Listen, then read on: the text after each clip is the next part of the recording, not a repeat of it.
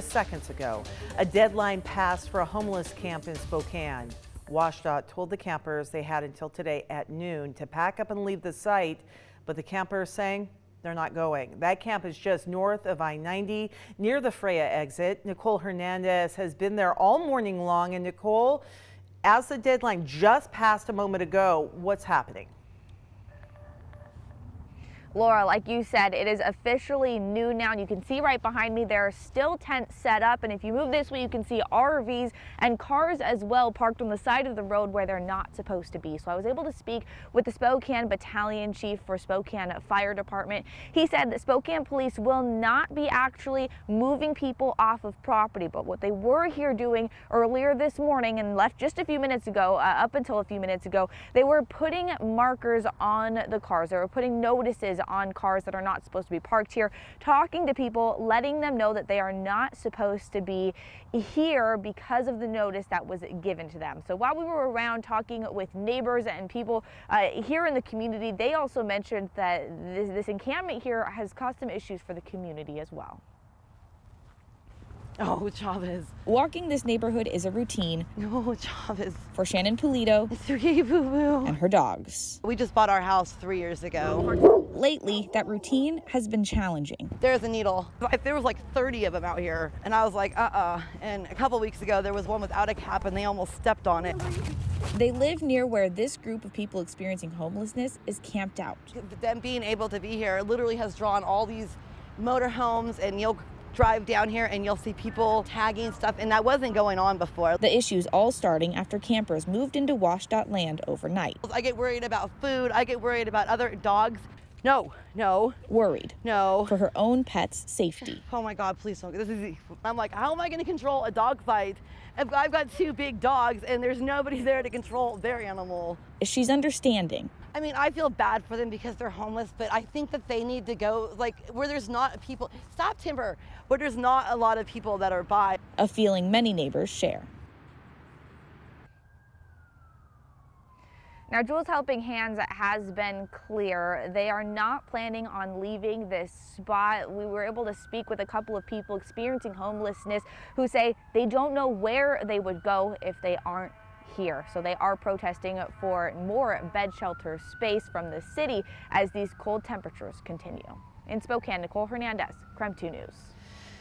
Nicole, appreciate the update, and stay with KREM 2 News throughout the day as we track developments again with the folks living at that homeless camp. And we'll have an update coming up first at 4 and then throughout the evening as well, and always on KREM.com. All right, another big story today has been that fog that just seems to have settled into the area. So we're taking a live look outside right now, overlooking the river there and people moving along the trail. Meteorologist Jeremy Legou, he is outside as well in the KREM 2 Outdoor Weather Center. And Jeremy, it has been as thick as I've ever seen it lately over the past couple of days. Yeah, we're stuck in basically an inversion weather pattern. What that means is we have a ridge of high pressure in place. Sinking air that typically clears out our skies is actually pushing all of the moisture in the atmosphere down to the ground. And then as temperatures cool each night, because it's January, all that moisture condenses to basically form a cloud that sits on the ground. And we're still in it.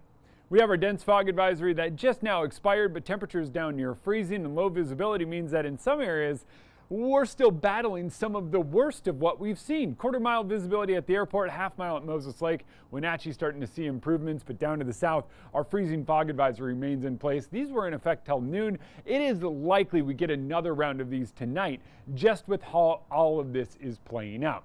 What we have happening is temperatures slowly climbing. Notice Ritzville up to about 35. Similar story in Deer Park, Coeur d'Alene and Sandpoint above freezing, but we still sit at that mark here in Spokane. Pullman Moscow up near 40. You don't have to drive far to get stark temperature differences today, and it's all about that fog and the cloud cover over the top of it. We have a storm that's trying to override that ridge of high pressure, but when that happens, we'll get clouds, but unfortunately, no showers. That's exactly what we saw over the summer when we just couldn't get rain. And now that pattern is taking us through the day and even tomorrow. I think tomorrow morning we might precipitate a little something out of the fog, but really that's going to be about it. All in all, it's a somewhat mild day. Temperatures are eventually going to climb. Do we hit 38 later today? Probably, but it's going to be a struggle to get there.